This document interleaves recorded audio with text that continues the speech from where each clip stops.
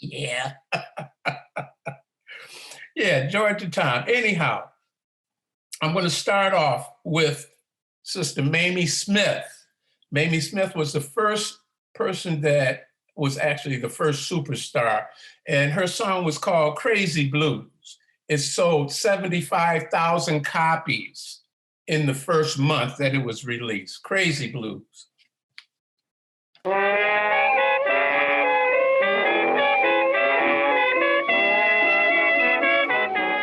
Anyhow, let me say this too, that Black Swan Records, or Black Swan, was the publishing company owned by Harry Pace and also by W.C. Handy.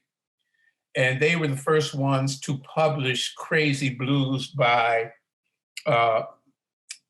Mamie Smith. Very interesting. What happened was Mamie opened the door, and I'm going to say this, she opened the door for Black women to record and to sign record labels and to just become the new superstars of the 1920s and the 1930s.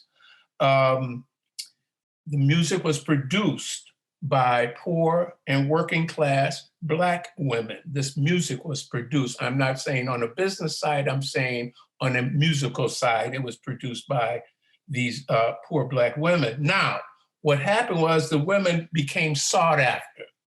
They became exploited by the record companies because this became a new thing. These women singing the blues. It opened up. These Black women were given preference to these to the Black men. Strange.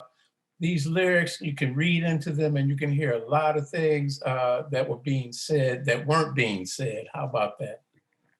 Maybe that's what it is. We're talking about rivals. We're talking about sharing, having multiple partners. That was one of the things. This is the 1920s. I'm just saying, there was a lot of stuff going on at that time. I want you to check out Trixie Smith. And I'm going to play a couple of her songs because she was not only singing about sexuality, she was singing about drugs. She was singing about traveling. And there's something to that. At this time, these women, once they got, this is the first time that they were able to pick their own partners.